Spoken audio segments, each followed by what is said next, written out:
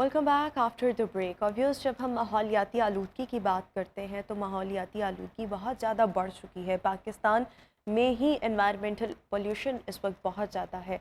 लाहौर की अगर हम स्पेसिफ़िकली बात करें सो ऑफ एंड ऑन जो आलूदा तरीन शहरों की फ़हरिस्त जारी होती है, इसमें लाहौर का पहला या दूसरा नंबर हम अक्सर देख रहे होते हैं। सो माहौलियाती आलूदगी के ख़ात्मे के लिए और स्मोक के ख़ात्मे के लिए जो CTO लाहौर है वो काफ़ी ज़्यादा पुरज़्म है और धुआं छोड़ने वाली गाड़ियों के ख़िलाफ़ क्रैकडाउन का आगाज़।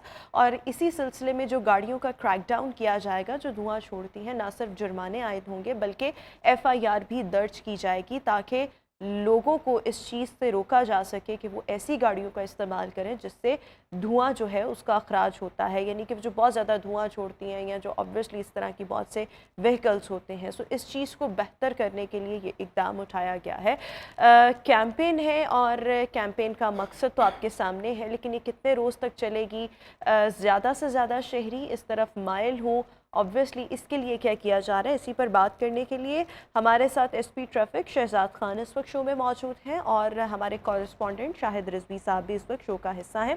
आई welcome both of you in good morning Lahore. So Shahzad sahab, आपसे गुफ्तगू का आगाज़ करना चाहूँगी। कैंपेन का मकसद, कितने रोज़ा ये कैंपेन है और ऐसी कैंपेन्स हमने माजी में भी देखी हैं, कितनी मौसर ये इस बार होगी?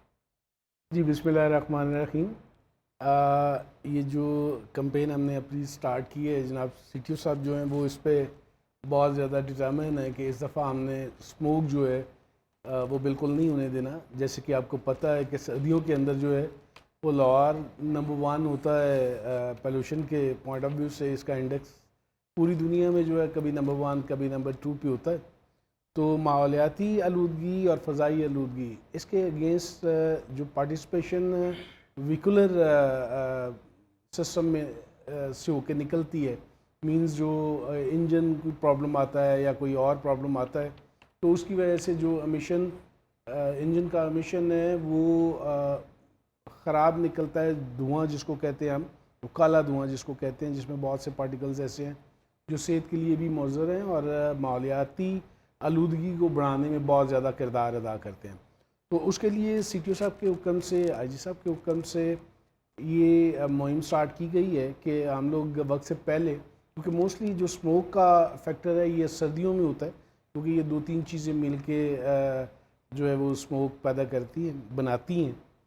तो अगर हम अभी से इस पर काम करना शुरू कर देंगे जैसे कि हमने कर दिया हुआ है, और जैसे जैसे टाइम बढ़ेगा हमारी ये वाली एक्सरसाइज जो है वो ज़्यादा से ज़्यादा बढ़ती जाएगी। इसमें मैं एक फैक्टर आपको बता दूं कि ये पिछले कुछ सालों से जो है वो हाई कोर्ट के हुक्म से जनाब जस्टिस शाहिद करीम साहब इसमें बहुत इन्वॉल्व हैं, और वो ट्रैफिक पुलिस को भी हर जुमे को जो है एक हेयरिंग होती है जिसमें तमाम डिपार्टमेंट्स जाते हैं, और उसमें हम लोग इस पर वर्क कर रहे हैं और उनके हुक्म से इसको हमने काफ़ी पहले भी बेहतर किया हुआ है। लेकिन चूँकि बहुत सारे फैक्टर हैं जो ये मिल के माहौलियाती आलूदगी को में शामिल हो जाते हैं और इसकी वजह से ये होती है, तो उसमें सारी चीज़ों को देखने की ज़रूरत है। नो डाउट इन इट के व्हीकलर एमिशन जो है वो एक बड़ा पार्ट है माहौलियाती आलूदगी में और फ़ज़ाई आलूदगी में, लेकिन इसके साथ साथ और भी बहुत सारी चीज़ें हैं। अगर आप चेक करें तो स्टबल बर्निंग, जो खेतों में हमारे किसान भाई जो हैं, जब फसल जो है कट जाती है तो उसके बाद उसको वो साफ़ करने के लिए उनका एक तरीकाकार है कि वो उसको आग लगा देते हैं, और ये बहुत बड़े पैमाने पे होता है, जिससे बहुत ज़्यादा ये एक बहुत बड़ा फैक्टर है इस फ़ज़ाई आलूदगी के अंदर।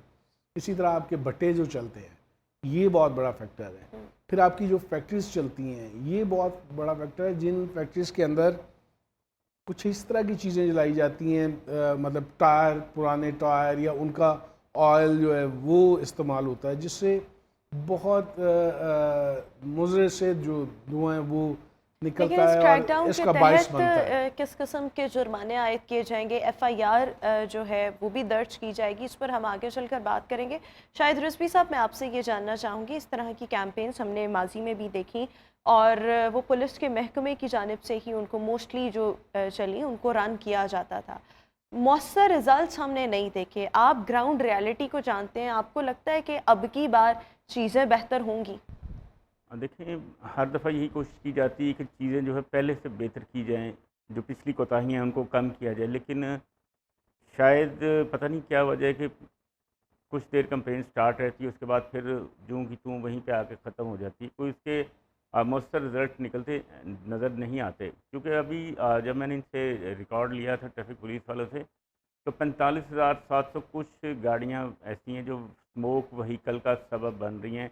धुआं छोड़ा, उनको 2,000 रुपये फ़ी गाड़ी चालान किया गया, जुर्माना किया गया। ये हाई कोर्ट का हुक्म है, लाहौर हाई कोर्ट का, कि इतना जुर्माना किया जाए ताकि जो लोग हैं उनको थोड़ा सा ये पता लगे कि हमें भारी जुर्माने होंगे, तो हम अपनी जो व्हीकल है अगर कुछ थोड़ा सा उसमें नुक्स है तो उसको ठीक करा ले, वो धुआं ना दे। लेकिन हम लापरवाही करते हैं, अच्छा आज कराएंगे कल कराएंगे, वो बढ़ता सा छोटा सा जो उसका गाड़ी का फॉल्ट है वो बड़े फॉल्ट की तरफ चला जाता है, और उससे जो धुआं कम निकल रहा होता है वो ज़्यादा निकलना शुरू हो जाता है। इस वजह से जो है ये स्मोक भी बढ़ती जाती है। हमारा शहर, जैसे शहजाद साहब ने बताया, कि नंबर 1 नंबर 2 स्मोक पे रहता है हर साल। इसी तरह कि स्मोक जो है वो कम होने का नाम ही नहीं लेती, जिससे मुख्तलिफ बीमारियाँ भी आपको पता फैलती हैं, सांस की, गले की, खांसी। मतलब ये ठीक ही नहीं होती, चाहे जितनी मर्ज़ी आप दवाइयाँ खाएं, कोई ना कोई इसका जो असरात है स्मोक के वो रहते हैं।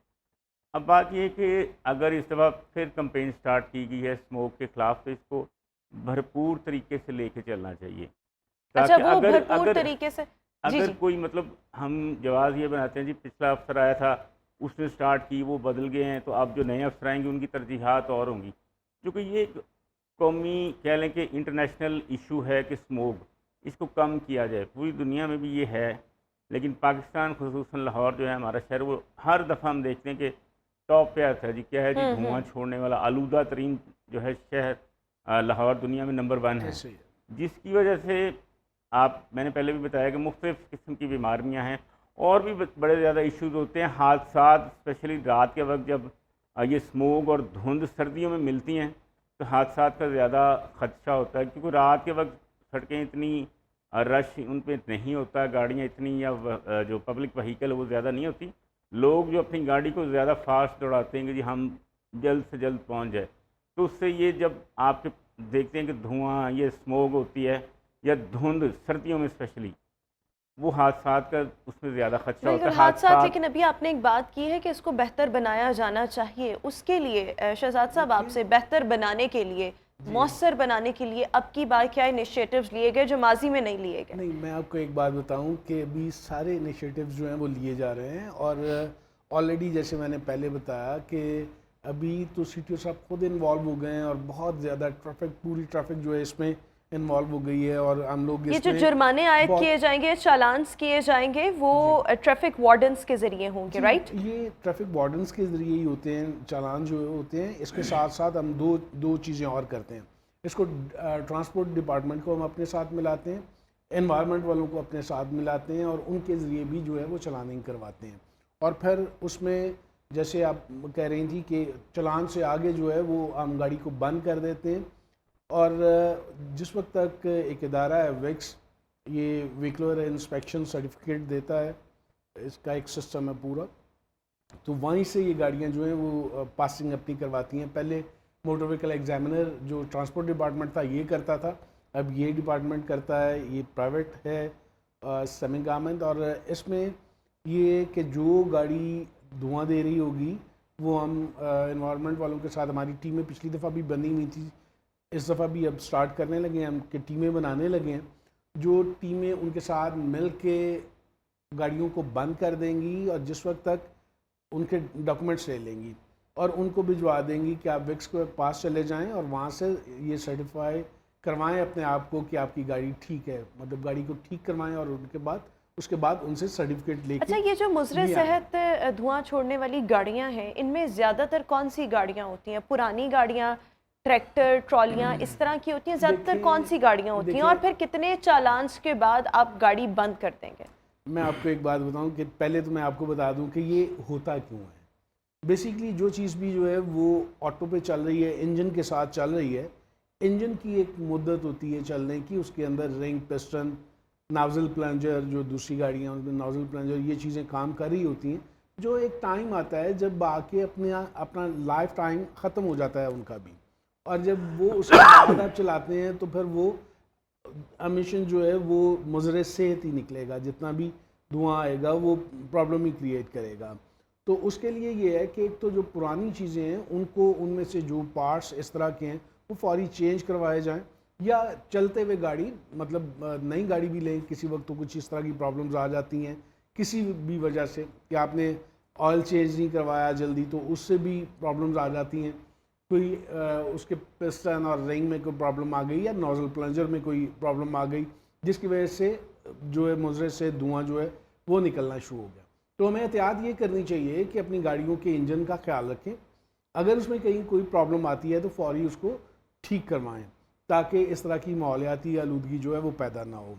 दूसरा जो आप बात कर रही थी कि हम इसके बाद क्या करेंगे, चालान के बाद क्या करेंगे, सबसे पहले तो आपको पहले ये बताऊं कि चालान पहले जो हुआ करते थे वो जस्ट 500 था, उसको इन्हांस करके कोर्ट के थ्रू जनाब जस्टिस शाहिद करीम साहब की कोर्ट से ये हमने 2000 करवाया।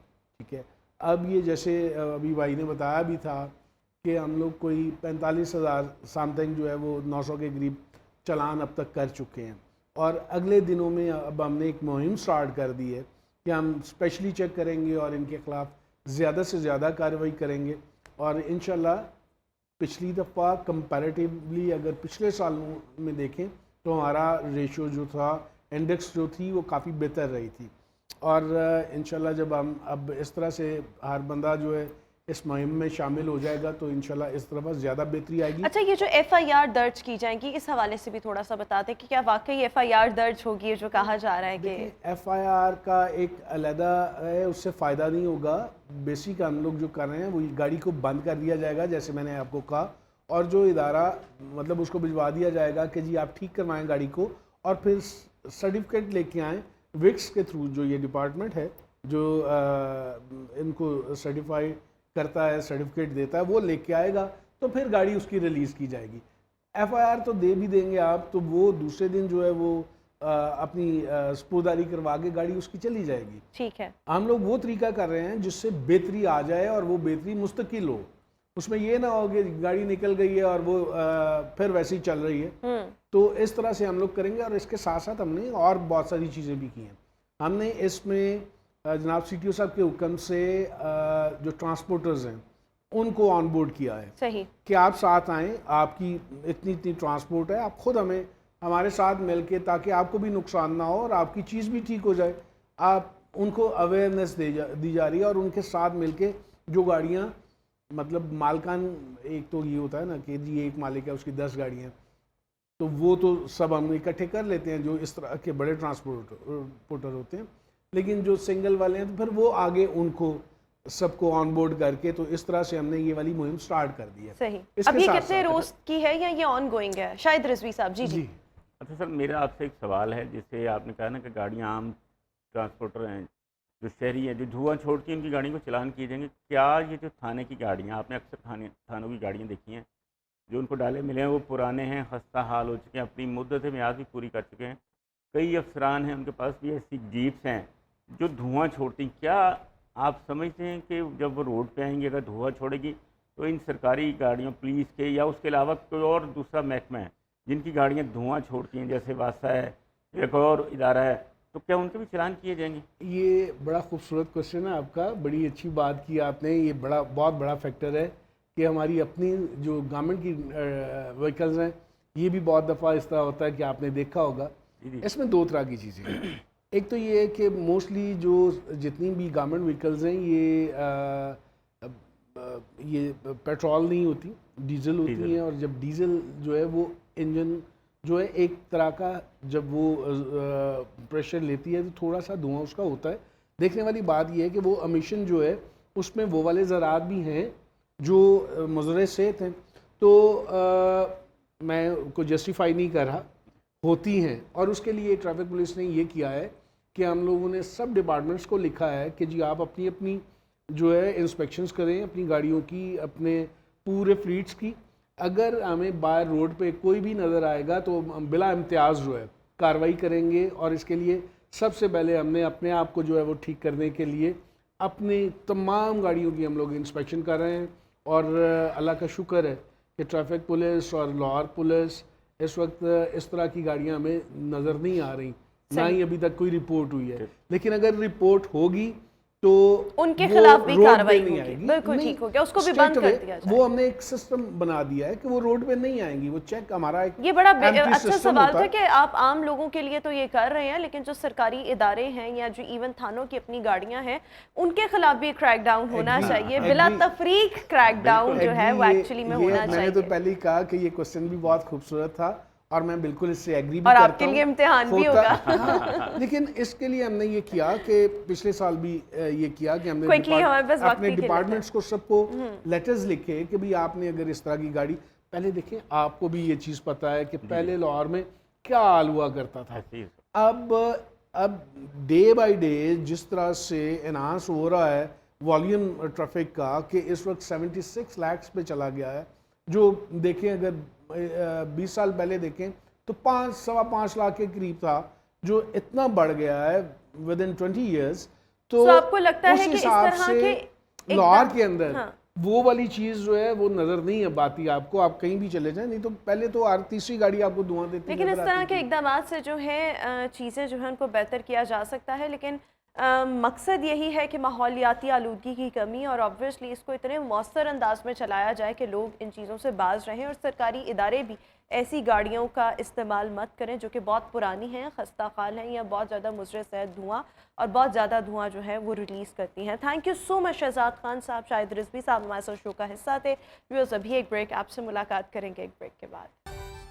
Welcome back after the break. और व्यूअर्स, अभी हम बात करेंगे फराह घोगी जो कि साबिक़ खातून अव्वल बुशरा बीबी की इंतहाई करीबी दोस्त, और जैसे ही पाकिस्तान तहरीक इंसाफ हुकूमत में आई और जिस अंदाज में मुबैना तौर पर फराह घोगी ने करप्शन की और इस वक्त बैरून मुल्क में है, ऑब्वियसली पाकिस्तान से फ़रार है, यहाँ पर मतलूब भी है, लेकिन हम देख रहे हैं कि एक के बाद एक इनकी करप्शन की एक नई दास्तान जो है वो नई रकम हो रही है, और हर रोज़ कोई ना कोई नई तफसीलात जो हैं वो सामने आ रही हैं। कभी इनका कैश वॉश सामने आता है जो कि एतराफ़ करता है इनकी करप्शन का, और इसके साथ साथ अगर हम देखें तो जैसे ही पाकिस्तान तहरीक इंसाफ की हुकूमत आई उसके पहले साल में ही फराह घोगी पर नोटों की एक्चुअली में बारिश होने लगी, और 52 करोड़ रुपीस जो थे वो इनके बैंक में जो है वो मुंतकिल हुए। अच्छा, इस सब के साथ साथ एक और बड़ी इम्पॉर्टेंट चीज़ कि ये करप्शन, तो ऑब्वियसली हम मुख्तलिफ चीज़ें इसकी आपके साथ शेयर करते रहे हैं, लेकिन इस हवाले से जो बैंक स्टेटमेंट है वो लाहौर रंग सामने लेकर आया है, और अभी हम बैंक स्टेटमेंट की मज़ीद तफसीलात आपके साथ शेयर भी करेंगे। हमारे जो रिपोर्टर ये तमाम तर तफसीलात सामने लेकर आए हैं, हमारे correspondent investigative reporter actually Waqas Gauri इस वक्त हमारे साथ मौजूद हैं। Waqas, thank you so much. सबसे पहले तो ये कि जैसे ही पाकिस्तान तहरीक इंसाफ की हुकूमत बनी और फराह घोगी साहिबा पर नोटों की बरसात होने लग गई, पहले साल कितनी करप्शन की गई या अकाउंट में कितना पैसा आया, फिर जो बैंक स्टेटमेंट आप सामने लेकर आए हैं उसमें क्या चीज़ें सामने आई हैं, ये तमाम तर चीज़ें हमारे देखने वालों के साथ भी शेयर कीजिए। बिल्कुल रुकमा, ये जो फराह घोगी हैं इन पर इल्ज़ाम था कि इन्होंने साबिका दौरे हुकूमत में वज़ीर आला हाउस में एक ऑफ़िस बना रखा था और ये पैसे लेकर जो है तकर्रुर तबादले किया करती थी। इस पर एंटी करप्शन ने इनके खिलाफ इंक्वायरी भी शुरू की, नैब ने भी आमदन से ज़ायद असासाजात की इंक्वायरी शुरू की। अब जो बैंक स्टेटमेंट सामने आई है वो खुद मैं कहूँगा कि एक फराह घोगी के ख़िलाफ़ एक सबूत है, क्योंकि बैंक स्टेटमेंट में कोई तसलसल नहीं, उसका कोई यकसानियत जिसको कह लें वो नहीं। अगर मैं आपको उसकी तफसील बताऊँ तो सिर्फ़ एक अकाउंट की ये स्टेटमेंट आई है जिसमें एक साल के दौरान उनकी हुकूमत बनने के एक साल बाद जो है 2019 से 2020 तक सिर्फ ये एक अकाउंट में 52 करोड़ से ज़ायद की रकम जो है वो जमा करवाई गई है। और अगर बाकी अकाउंट्स की और बाकी उनके सालों की जो 3-4 साल की स्टेटमेंट सामने आ गई तो इसका मतलब है कि ये तकरीबन जो है अरबों 4 से 5 अरब रुपए जो है मिनिमम उन्होंने तकर्रुर तबादले की मद में जो हैं वो वसूल किए हैं। तो ये एक बड़ा करप्शन का केस है और ये जो बैंक स्टेटमेंट है ये भी जाहिर करती है कि दोनों हाथों से लूटा गया है, पंजाब के महकमों को जो है तबाह किया गया है, अब मनपसंद अफराद से पैसे लेकर तकर्रुर तबादले किए गए इस हैं। वक्त कितने केसेस हैं और कहाँ कहाँ पर मतलूब है फराह घोगी? फ़र्क होगी के ख़िलाफ़ इस वक्त आमदन से ज़ायद असासा जात का तकर्रुर तबादलों का ये जो है मेन उनके ख़िलाफ़ केस चल रहे हैं। इसके अलावा वो जो घड़ी वाला मामला है सारा तोशा खाना का, उसमें भी इनका जो है वो नाम लिया जाता है। लेकिन जो शवाहिद अब एंटी करप्शन को मौसूल हो रहे हैं वो ये जो बैंक स्टेटमेंट है ये बड़ा कुछ शो करती है।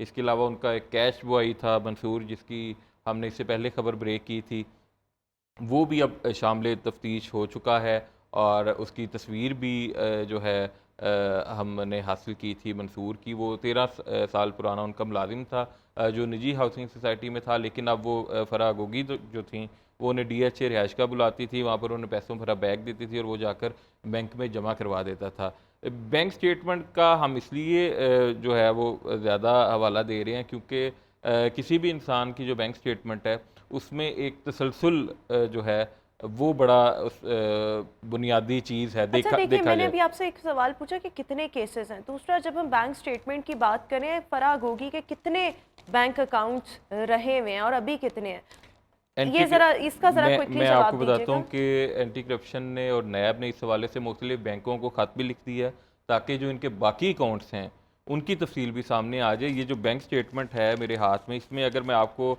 इसका एक पॉइंट बताऊं कि किस तरह पैसे जमा करवाए गए, तो 3 जनवरी 2020 को 2 करोड़ रुपए जमा करवाए गए, जबकि 5 जनवरी को मज़ीद 1 करोड़ रुपए जमा करवा दिए गए। 8 जनवरी को 98 लाख, 3 फरवरी को दोबारा 3 करोड़, 20 अगस्त को 2 करोड़, 24 अगस्त को फिर 2 करोड़, 4 सितंबर को 1 करोड़ 50 लाख, जबकि 16 सितंबर को एक मरतबा फिर 2 करोड़ जमा करवाए गए। तो ये जो जिस तरह पेमेंट्स जमा करवाई गई कि ये कभी 50 लाख भी जमा हो रहे हैं, शाम को फिर 50 लाख आ गए हैं, फिर 20 लाख भी आ गए हैं, 7 लाख भी आ गए हैं, 1 करोड़ भी आ गया, 2 करोड़ भी आ गया। तो ये शो ये करता कहीं ना है कहीं से रिश्वतें आ रही ये थी। वो था कि जिससे जितना पैसा मिला उससे अपनी बंदर बांट अच्छा, की वैसे और उसके मोस्टली जो बाद वो लोग, जमा करवा मैं दिया। अगर ये बात करूं तो मोस्टली लोग जो हैं जो इस तरह की करप्शन करते हैं वो पैसा अपना बैंक अकाउंट्स में नहीं रखते, वो कैश वसूल करते हैं। तो इनको नहीं अंदाज़ा था कि ये पकड़ी जाएंगी, रडार पर आ सकती हैं और इन्होंने ये तमाम रकम बैंक में मंगवाई। एक ये पॉइंट। दूसरा ये कि ये हम बैंक स्टेटमेंट भी हासिल कर लें, तमाम तर चीज़ें, हमने कैश बॉय तक भी पहुंच गए जो हमारे इदारे पहुंच चुके हैं, लेकिन व्हाट नेक्स्ट? दूसरा ये कि क्या इन बैंक अकाउंट्स को फ्रीज़ नहीं किया जा सकता?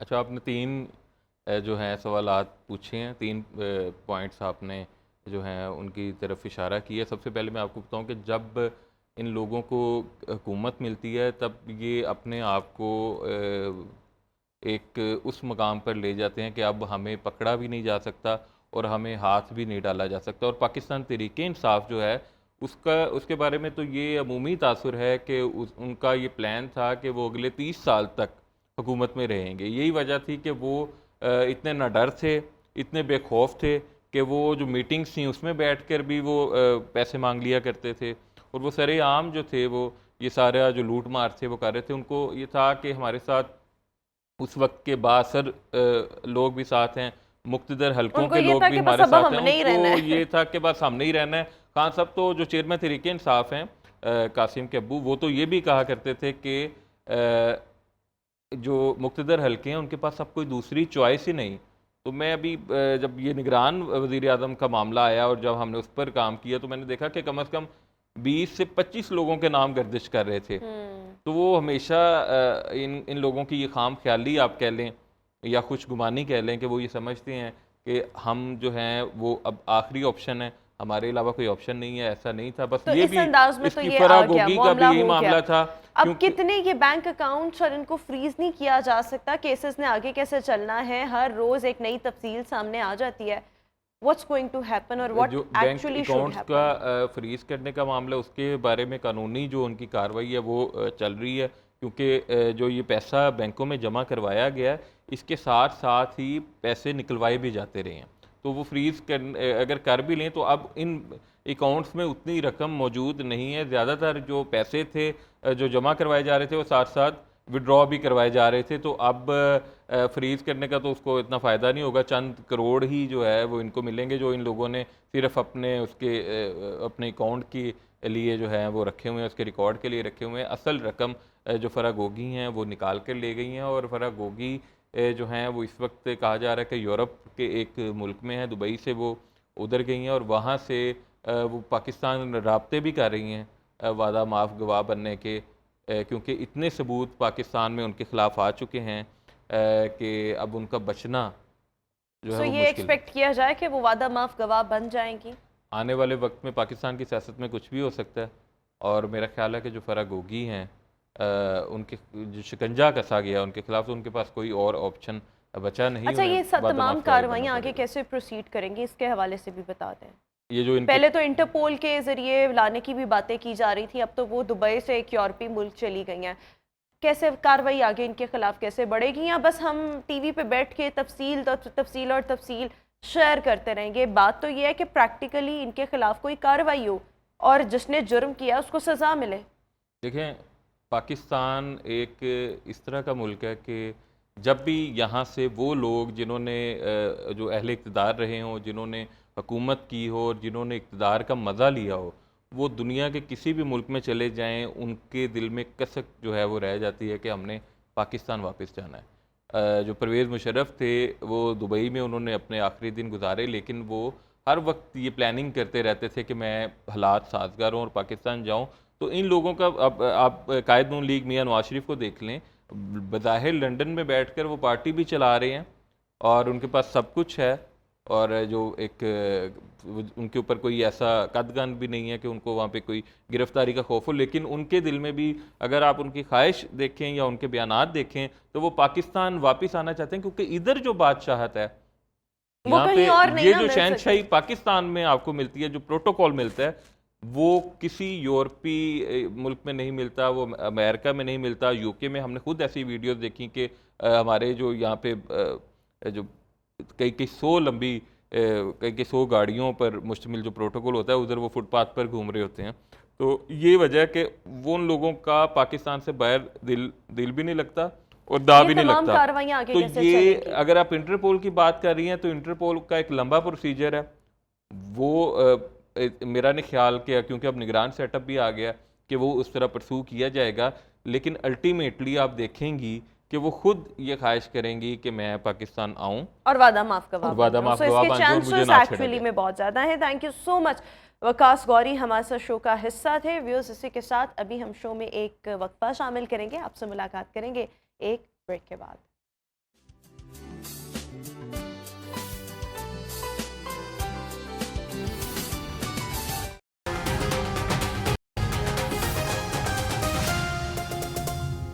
इतिहाद town phase 1 international standard commercial hub, तमाम बुनियादी सहूलियात से आरास्ता। बुकिंग सिर्फ 20% से। मजीद मालूमात के लिए इतिहाद town phase 1, रायवन road, Lahore, 042-111-998877। Pakistan की गिरती मैशत और बढ़ती गुर्बत का जिम्मेदार कौन? हुक्काम बाला तक गरीबों की सिसकियों और आहों की आवाज क्यों नहीं पहुंचती? ये सियासत रियासत की बेहतरी के लिए आखिर कब कदम उठाएगी? मजलूम को इंसाफ कैसे मिलेगा?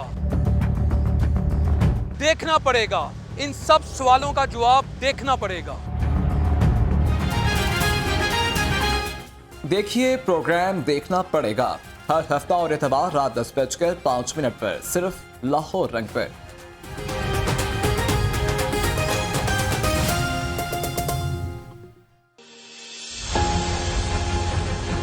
ओवरसीज पाकिस्तानी पाकिस्तान के बैनुल-अक़वामी तशख़्ख़ुस को बेहतर करने के लिए क्या किरदार अदा कर सकते हैं? कीमती ज़रे मुबादला पाकिस्तान भेजने वाले ओवरसीज पाकिस्तानी हमारे मुल्क की रीढ़ की हड्डी की मानिद हैं। क्या पाकिस्तान में ओवरसीज पाकिस्तानियों की प्रॉपर्टीज, इन्वेस्टमेंट या कारोबार महफूज हैं? मैं अपने बच्चों को मगरिब में रखकर इस्लामी इक़दार से कैसे जोड़ सकता हूँ?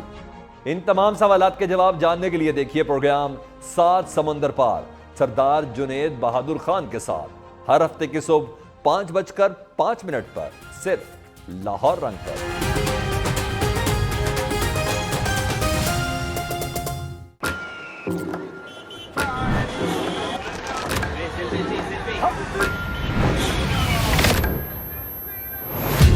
वक्त बदला, चेहरे बदले, लेकिन हालात न बदले।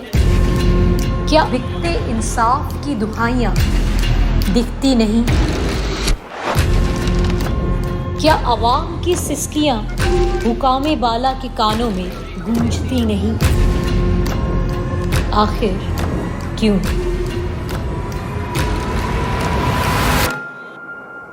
ताकत के नशे ने मजलूम की आवाज को कहीं दफन कर दिया है। हम इतने बेहिस हो गए हैं कि हमें अपने मुफाद के आगे कुछ दिखता नहीं। हम करेंगे मुआशरे में होने वाले वाक़यात को बेनिकाह और बनेंगे आपकी आवाज़।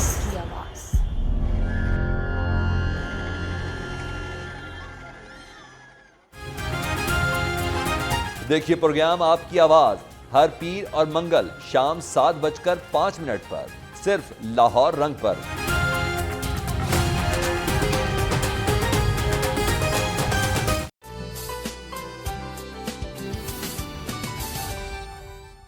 Welcome back after the break. Obvious निगरान हुकूमत ने बिजली की तकसीम कार कंपनीज की मलकियत सूबों को देने का फैसला किया है और हुकूमत ने बिजली की अगर फ़रोख्त की बात करें, डिस्ट्रीब्यूशन की बात करें, टैरिफ की बात करें तो ये तमाम मौजूदा निज़ाम इसको ख़त्म करने का फ़ैसला किया है और ये तमाम जो चीज़ें हैं ये सूबों को हैंड ओवर कर दी जाएंगी।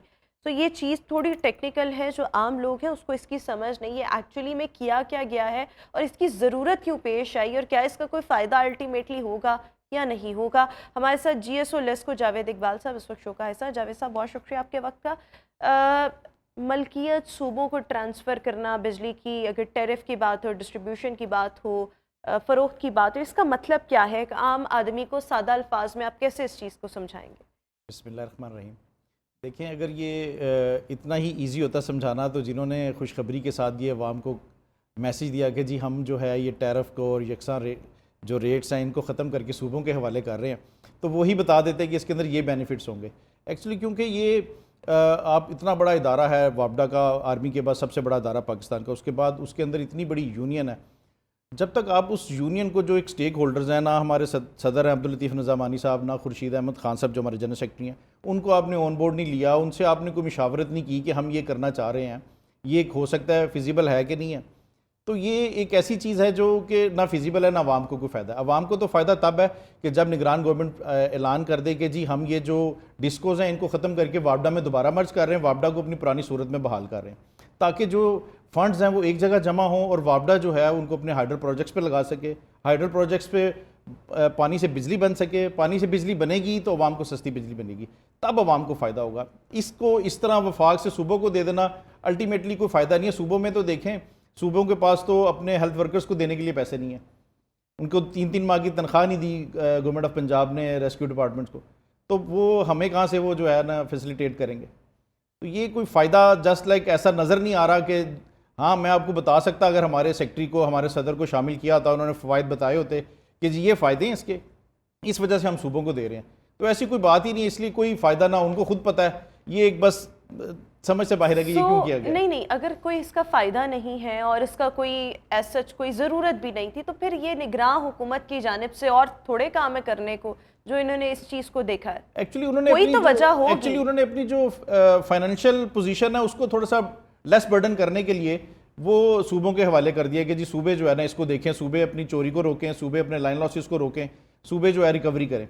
तो हम इतनी जो है ना कंट्रीब्यूशन नहीं दे सकते क्योंकि बाज़ डिस्कोस जो हैं बाज़ इलाकों में जो है वो खसारे में है, तो वो इसलिए उसको पूरा करने के लिए उन्होंने सूबों के हवाले कर दिया कि जी ठीक है सूबा जाने, सूबा रिकवरी करे, सूबा ही अपने लाइन लॉसेस देखे। लेकिन इसका पूरा एक आप समझ लें एक मैकेनिज्म है, हमारे मुख्तलिफ डिपार्टमेंट्स हैं, NTDC है, ट्रांसमिशन लाइन्स हैं, मुख्तलिफ पावर हाउसेज हैं, इसके ऊपर एक मुकम्मल डिबेट होनी चाहिए थी कि उनका क्या बनेगा, उनको किस तरह तकसीम करना है। ये कोई कैदी तो है नहीं कि दे दिया पंजाब को, जी ये पंजाब के वाले आप जाने और पंजाब जाने। तो इसका पूरा एक मैकेनिज्म के बगैर ही ये जो है ना एक चीज़ को फ्लोट किया गया।